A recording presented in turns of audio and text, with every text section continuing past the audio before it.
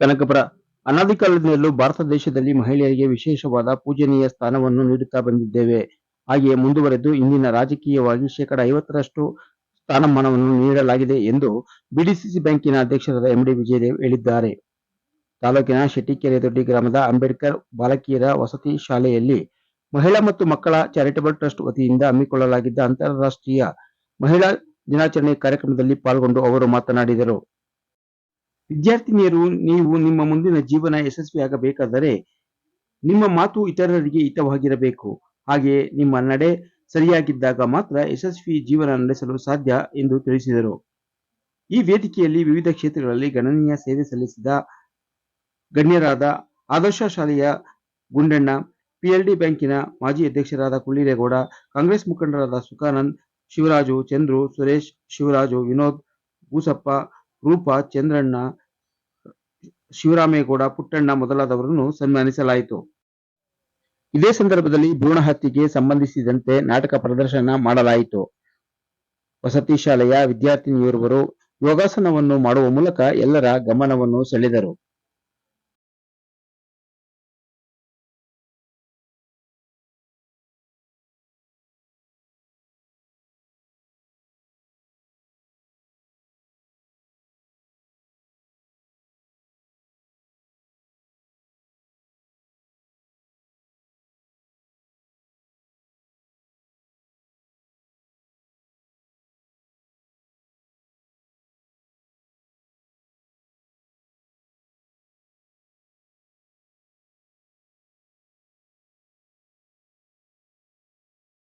ಅಧ್ಯಕ್ಷರು ಕೆಲವು ವಿತರಣೆಗಳನ್ನು ನೀಡಬೇಕಂತ ಕೇಳ್ಕೊಳ್ತೀನಿ. ಬನ್ನಿ, ನೀವು ಅಂಗಿ ಸನ್ಮಾನ ಸ್ವೀಕಾರ ಮಾಡಿ ಹೋಗ್ರಿ. ಬನ್ನಿ.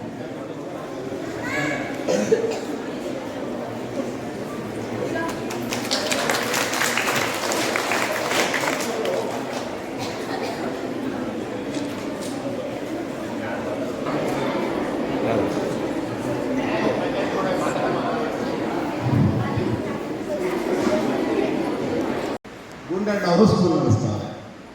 ನಮಗೂ ನಿಮಗೂ ನಾವೇ ಪರವಾಗಿಲ್ಲ, ಮಾತನಾಡ್ಬೇಕಾ ಮಾತನಾಡ್ಬಾರ್ದು? ಹೆಂಗಿದ್ರು ಸ್ಕೂಲಲ್ಲಿ ಕಾಲೇಜಲ್ಲಿ ಇಲ್ಲೇ ಹಾಸ್ಟೆಲ್ ಇದ್ದೀವಿ, ಇನ್ನೇನು ಕೆಲಸ ಇಲ್ಲ, ಬರೀ ಮಾತು ಕೇಳ್ಕೊಳ್ಳುವಂತಲ್ಲ. ಇವತ್ತೇನು ಆಚರಣೆ ಮಾಡ್ತಾ ಇದ್ದೀರಿ? ಇಲ್ಲಿ ಮಹಿಳಾ ದಿನಾಚರಣೆ, ಶೆಟ್ಟಿಕೆರೆ ದೊಡ್ಡಿ ಮಹಿಳಾ ದಿನಾಚರಣೆನ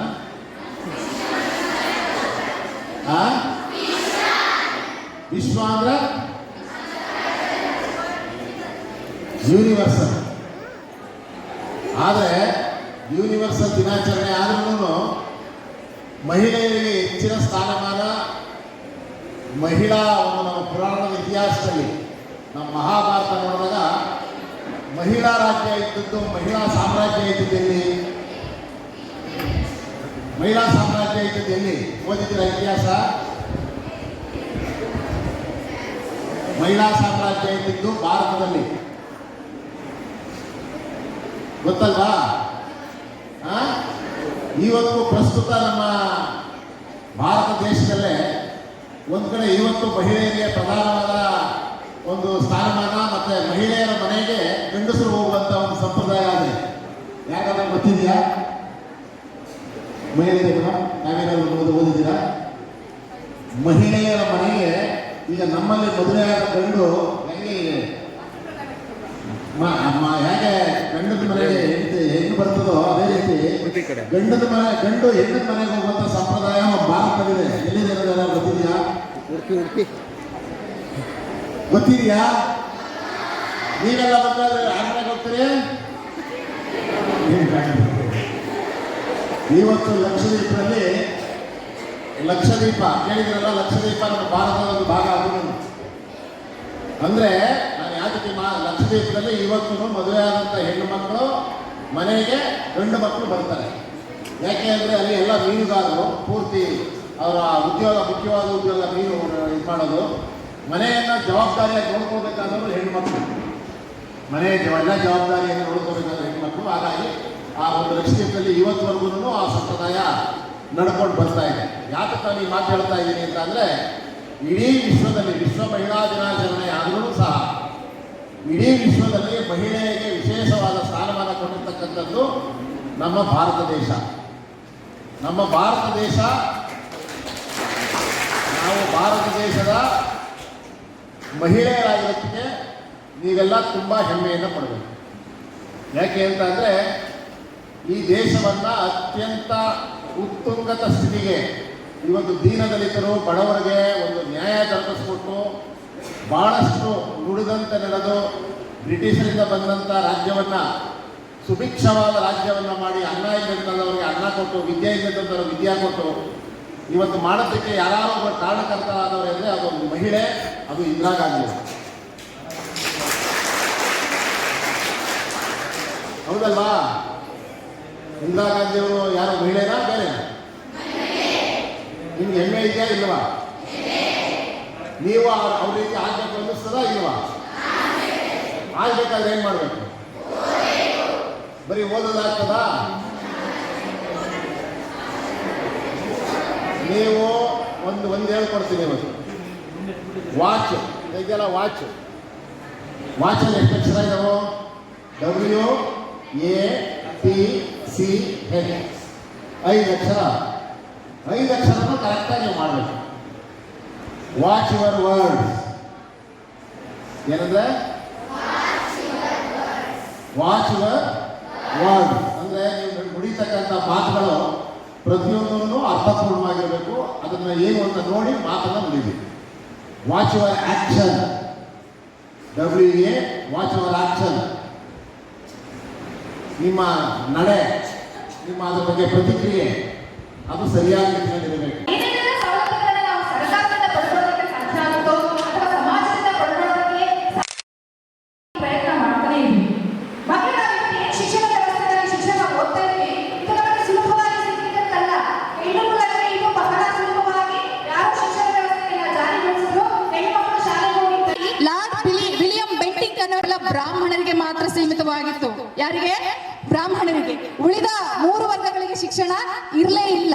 ಆದ್ರೆ ಸಮಾಜದಲ್ಲಿ ನಿರಂತರವಾಗಿ ಅಭ್ಯುದಯ ಆಗ್ತಾ ಆಗ್ತಾ ಹೊಸ ಆವಿಷ್ಕಾರಗಳಾಗ್ತಾ ಸಮಾಜದಲ್ಲಿ ಹೆಣ್ಣಿಗೂ ಕೂಡ ಇವತ್ತು ಸಿಕ್ಕ ಹಾಗೆ ಆಗಿದೆ.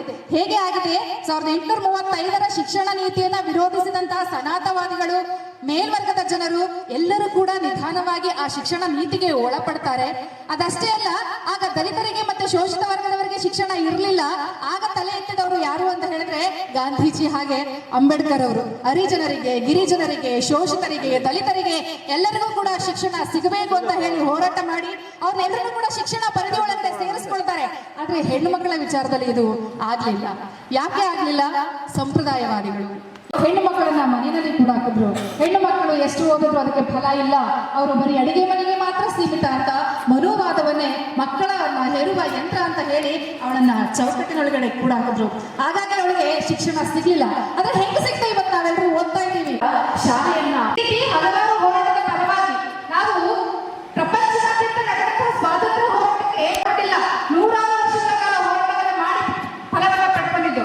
ಇವತ್ತು ಹೋರಾಟ ಮಾಡಿದ್ರೆ ನಾಳೆ ಫಲ ಸಿಗುತ್ತೆ ಅಂತ ಯಾರು ಹೋರಾಟ ಮಾಡಲ್ಲ. ಹಾಗಾಗಿ ನಾವು ನಮ್ಮ ಭವಿಷ್ಯಕ್ಕೋಸ್ಕರ ಅಲ್ಲ, ನಮ್ಮ ಮಕ್ಕಳ ಭವಿಷ್ಯಕ್ಕೆ ಏನಾದರೂ ಒಳ್ಳೆಯದಾಗಿ ಅವ್ರಿಗಾದ್ರೂ ಒಂದು ಒಳ್ಳೆಯ ಶಿಕ್ಷಣ ಸಿಗಲಿ ಅಂತ ಹೇಳಿ ಹಲವಾರು ಜನ ಹೋರಾಟ ಮಾಡಿದರ ಫಲವಾಗಿ ನಾವೆಲ್ಲರೂ ಇವತ್ತು ಶಾಲೆಯಲ್ಲಿ ಕಲಿತಾ ಇದ್ದೀವಿ, ಶಿಕ್ಷಣವನ್ನು ಪಡ್ಕೊಳ್ತಾ ಇದ್ದೀವಿ. ಸೊ ಇದೆಲ್ಲದರ ಕ್ರೆಡಿಟ್ ಅಥವಾ ಲಾಭ ಯಾಕೆ ಹೋಗಬೇಕು ಅಂತ ಹೇಳಿದ್ರೆ ನಮ್ಮ ಹಿಂದೆ ನಮ್ಮ ಶಿಕ್ಷಣಕ್ಕಾಗಿ ಹಕ್ಕೊತ್ತಾಯ ಮಾಡಿದಂತಹ ಆ ಹಕ್ಕುಗಳನ್ನ ಪ್ರಶ್ನಿಸಿದಂತಹ ಪ್ರತಿಯೊಬ್ಬ ಹೋರಾಟಗಾರರಿಗೆ ಹೋಗಬೇಕು ಅಂತ ಹೇಳ್ತೀನಿ. ಇವತ್ತು ಈ ನಮ್ಮ ಸ್ಥಿತಿಗೆ ಕಾರಣಕರ್ತರಾದ ಪ್ರತಿಯೊಬ್ಬರಿಗೂ ಕೂಡ ಒಂದು ಚಪ್ಪಾಳೆಯನ್ನು ಕೊಡಬೇಕು. ಹೀಗೆ ಶಿಕ್ಷಣ ಪಡ್ಕೊಂಡಂತಹ ಹೆಣ್ಣು ಮಕ್ಕಳು 2011 ಜನಗಣತಿಯನ್ನು ನೋಡಿದಾಗ ಇಡೀ ನಮ್ಮ ರಾಷ್ಟ್ರದ ಸಾಕ್ಷರತೆಯ ಪ್ರಮಾಣ ಎಷ್ಟು ಅಂದ್ರೆ 74%. ಅದರಲ್ಲಿ 84% ಪುರುಷರ ಶತಕರಾಗಿದ್ರೆ ಹೆಣ್ಣು ಮಕ್ಕಳ ಪರ್ಸೆಂಟ್ ಬರೀ 65. ಅಂದ್ರೆ 17% ನಾವು ಪುರುಷರಿಗಿಂತ ಕಡಿಮೆ ಆಗಿದ್ದೀವಿ.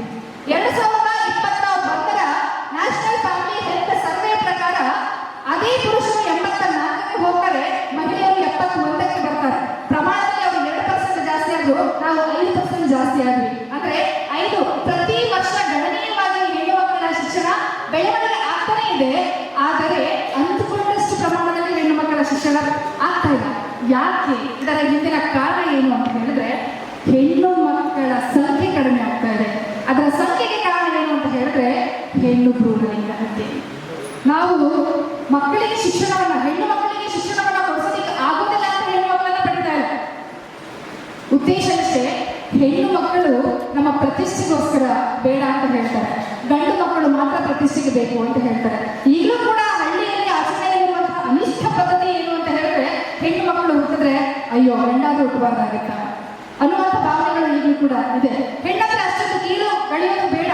ಸರ್ಕಾರದ ಹಲವಾರು ಸವಲತ್ತುಗಳ ನಡುವೆಯೂ ಹೆಣ್ಣು ಇಷ್ಟೊಂದು ಶಕ್ತಿವಂತರು, ತನ್ನ ಕಾಲ ಮೇಲೆ ತಾನು ನಿಲ್ಲಬಲ್ಲರು, ಸಮಾಜದಲ್ಲಿ ಯಾರ ಹಂಗು ಇಲ್ಲದೆ ಬದುಕಬಲ್ಲರು ಅಂತ ತಾನು ಪ್ರೂವ್ ಮಾಡಿಕೊಂಡ ನಂತರ ಕೂಡ ಹೆಣ್ಣನ್ನ ನೀವು ಕೀಳಾಗಿ ನೋಡ್ತೀರಾ ಅಂತ ಹೇಳಿದ್ರೆ ಅದಕ್ಕೆ ಅರ್ಥನೇ ಇಲ್ಲ.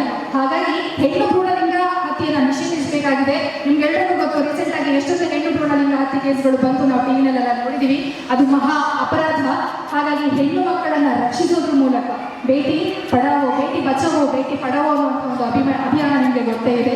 ಸೊ ಆ ಮೂಲಕ ಹೆಣ್ಣು ಮಕ್ಕಳಿಗೆ ಶಿಕ್ಷಣ ವ್ಯವಸ್ಥೆ ಜಾರಿಗೆ ಬಂದಿದೆ. ಹೆಣ್ಣು ಮಕ್ಕಳು ಉನ್ನತ ಶಿಕ್ಷಣವನ್ನ ಪಡಿಬೇಕು. SSLC ಮುಗಿದ ತಕ್ಷಣ ಕೊರೋನಾ ಟೈಮಲ್ಲಿ ಎಷ್ಟು ಜನ ಹೆಣ್ಣು ಮಕ್ಕಳಿಗೆ ಬಾಲ್ಯ ವಿವಾಹಗಳಾಯ್ತು ಲೆಕ್ಕ ಇಲ್ಲ. ಸರ್ಕಾರದ ಕಣ್ಣು ತಪ್ಪಿಸಿ ಬಾಲ್ಯ ವಿವಾಹಗಳನ್ನ ಮಾಡಿ ಹೆಣ್ಣು ಮಕ್ಕಳನ್ನ ಗಂಡನ ಮನೆಗೆ ಕಳಿಸುವಂತಹ ಎಷ್ಟೋ ಕುಟುಂಬಗಳನ್ನ ನೋಡಿದ್ದೀವಿ.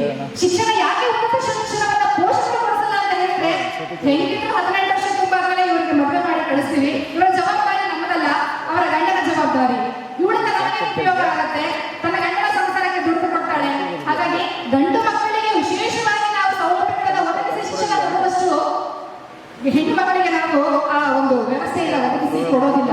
ಹಾಗಾಗಿ ನಾವು ಇದನ್ನ ಬದಲಾಯಿಸಬೇಕಾಗಿದೆ. ಹೆಣ್ಣು ಮಕ್ಕಳಿಗೂ ಕೂಡ ಸಮಾನವಾದ ಅವಕಾಶಗಳು ಸಿಗಬೇಕಾಗಿದೆ ಅಂತ ಹೇಳ್ತಾ, ಕೊನೆಯದಾಗಿ ನಾನು ರಚನೆ ಮಾಡಿರುವಂತಹ ಒಂದು ಕವಿತೆಯನ್ನು ಓದೋದ್ರ ಮೂಲಕ ನನ್ನ ಭಾಷಣವನ್ನು ಎಂಡ್ ಮಾಡ್ತೀನಿ. ಹೆಣ್ಣಾದಾಗ ಪ್ರತಿಷ್ಠೆಯ ಹೆಸರಲ್ಲಿ ಹಂಗಿಸುವರೆ ಎಲ್ಲರೂ. ಹೆಣ್ಣೆಂಬ ಮರದಲ್ಲಿ ಫಲವೂ ಹೆಣ್ಣಾದಾಗ ಪ್ರತಿಷ್ಠೆಯ ಹೆಸರಲ್ಲಿ ಹಂಗಿಸುವರೆ ಎಲ್ಲರೂ. ಘನತೆ ಗೌರವಕ್ಕೆ ಗಂಡೆಂಬ ಹೆಸರಿಟ್ಟು ಗರ್ವದಲ್ಲಿ ಬೀಗುವ ಮೂಢರಿರುವರು ಜಗದಲ್ಲಿ. ಘನತೆ ಗೌರವಕ್ಕೆ ಗಂಡೆಂಬ ಹೆಸರಿಟ್ಟು ಗರ್ವದಲ್ಲಿ ಬೀಗುವ ಮೂಢರಿರುವರು ಜಗದಲ್ಲಿ. ಬಿಟ್ಟ ಹಣ್ಣನ್ನ ಉದರದ ಕವಚದಲ್ಲಿ ಹೊತ್ತಿಟ್ಟ ಪ್ರಾರವ ಅವರೇನು ಬಲ್ಲರು. 9 ಮಾಸಗಳಲ್ಲಿಯೂ ತುಂಬಿಟ್ಟ ಹಣ್ಣನ್ನ ಉದರದಲ್ಲಿ ಹೊತ್ತಿಟ್ಟ ಭಾರವ ಅವರೇನು ಬಲ್ಲರು.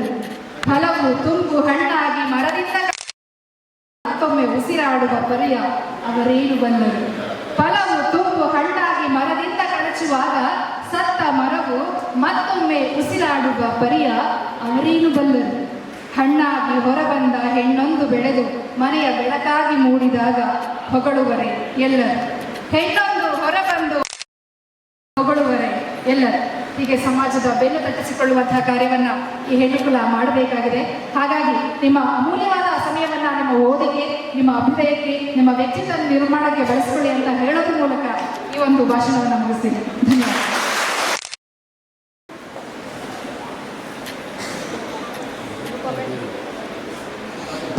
ರೂಪ ಮೇಡಮ್ ಅವರಿಗೆ ಧನ್ಯವಾದಗಳು.